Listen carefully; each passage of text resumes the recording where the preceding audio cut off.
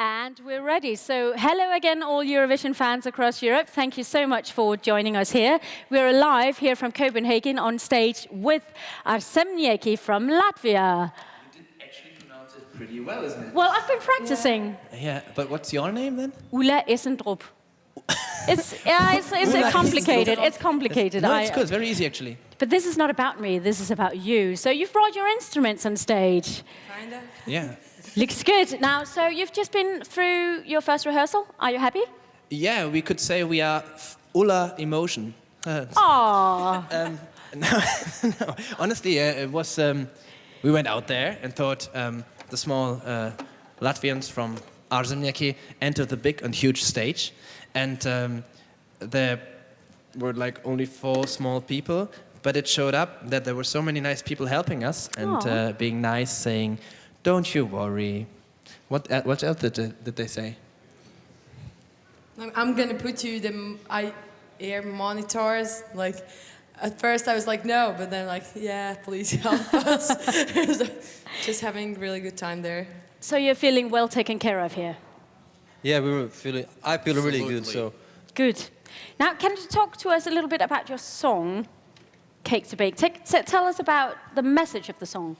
Yeah, basically, Guntis, I don't know about you, but I think the message is... Mix some dough, add some love, let it bake, wait for it. Mix some dough, add some love, let it bake, wait for it. Mix some dough, add some love, let it bake, have some cake. Mix some dough, add some love, let it bake. The second message is, we've got a cake to bake, and got no clue at all. We've got a cake to bake, and haven't done that before. You know it? Don't be proud, mate, please don't bother. Go, come on, and ask your mother how to bake that cake. Actually nice. Very I didn't know that good. people, there are like men sitting in the audience. They say men are not able to multitasking, but they can take photos And bake a sing. cake. That is We're proud of fantastic. Give them a big applause. That was amazing, wasn't it? Now, listen, you don't need me here. You can do this show all by yourselves, can't you? That's fantastic. Now, listen, you're singing in English, but you're mixing it up with a few Latvian phrases. How come you've chosen this mix? The most important thing about Eurovision is it's not a Latvian singer and song competition, but it's, as you all know, for people who don't understand Latvian as well. So we love our language, the language of Latvians, and it's important to carry it on, to show the people that there is something like this. Usually people ask, are they speaking Russian? What are they doing? Is Latvian a language even? And Ulla, did you know it before? I can't say anything in Latvian, but I did know it was a But language. I think you can say something in Latvian. Aarzemnieki. Yeah, for example. Which means what? Stranger? Yeah, foreigner. See, I'm already fluent. Really Listen, good. And, let's take some questions. If I Yes, can sorry? just add one more thing. Of course. And now people see tsep tsep kuku, and it's easy to pronounce, but it won't get out of your head, because if you come next time to Latvian, and it's hard to say, for example, how are you, or just have a proper conversation. But if you say tsep tsep kuku, everyone knows, yeah, you're kind of friendly. Good catchphrase. You know music, yeah. Fantastic. Yeah. And what does that mean? It means bake the cake. Bake a cake. We can work with that. Yeah. So should we open up for some questions from the audience? Is there anyone who's got something they want to ask? Please just raise your hand. I think we have a gentleman down here who would like a mic. Oh, there's Mike here. Yes, hi. It's Konstantin Ohr. Hello. Hi. From Prinzblock, Germany. And your name is really Ohr. My real family name is Ohr, like You know the that ear. I'm German. You know that I'm German. Yes, of course. You know what Ohr means in German? Ohr. Tell me. In English, Tell- ear. Ear, of course, yes. It's the right place to be for you. Yes. So I will be listening to your answer. I would just like to know, the last couple of weeks have been very busy for you, obviously. We met in Amsterdam. What has been happening ever since? What have you been doing?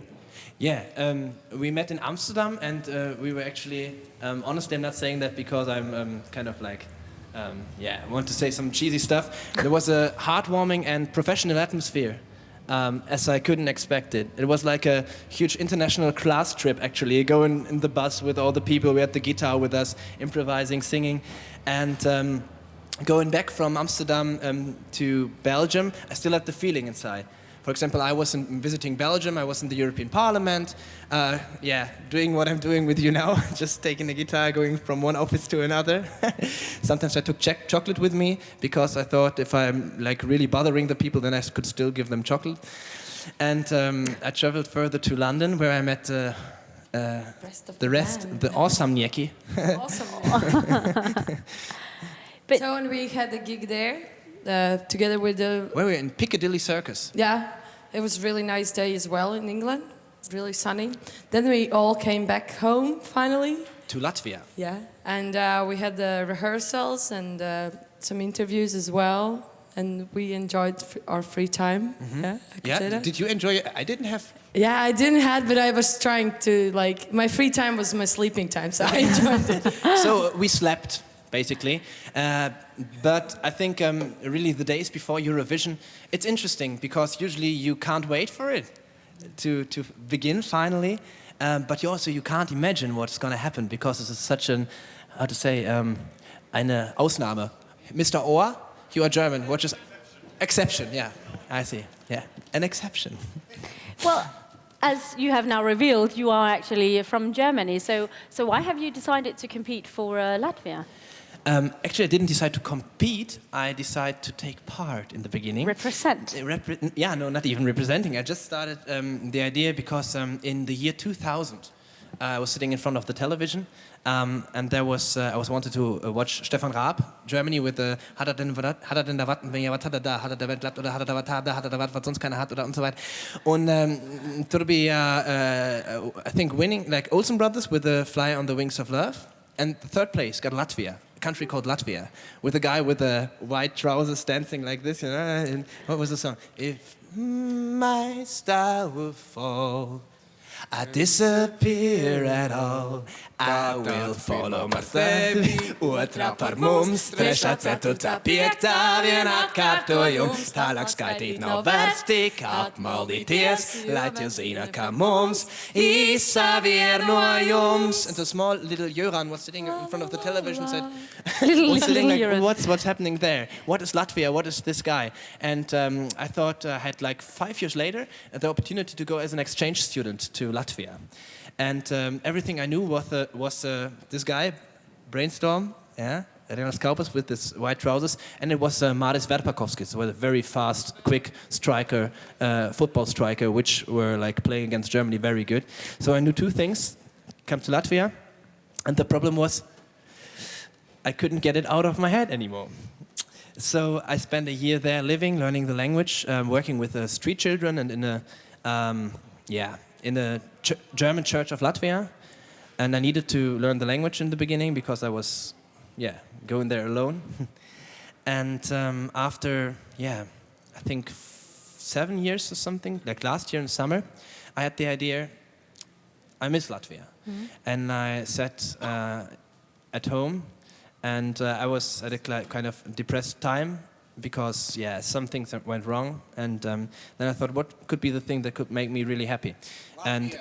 And not only Latvia, but I was thinking about Latvian songs. I should write Latvian songs, for example, about the things which remind me of the time. So I wrote a song about my favorite Latvian word, which is bļodiņa, little bowl. It just sounds very nice. It's a really funny song. If you could understand Latvian, you would love it. Because I call my little daughter. My daughter wants bļodiņa. A little bowl. Yeah. Like only Latvians. Don't you agree? Bļodiņa is a very nice word. Then I wrote a song about the currency, the Latvian currency, which we said goodbye and thank you to the Lat, and we put it on YouTube. And from one day to another, all the people kind of, shared it. It didn't even make commercial or anything. It just went viral. It just went viral, as you say. And I decided just to go to Latvia after 7 days of being viral. And my sister said, Joran, if you will go to Latvia now with your one suitcase and your one guitar, you won't return. You should often and more often listen to your sisters because usually they're right. Sisters are often right. Sorry, yeah. Question. Do we have any more questions? Yes, we have one here. Hi, hello, I'm Simon from Polish Radio Newsletter.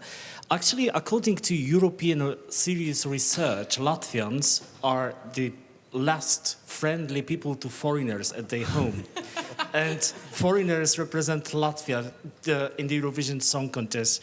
Is it an accident or something else? And my question is also about your Euro song, about the currency.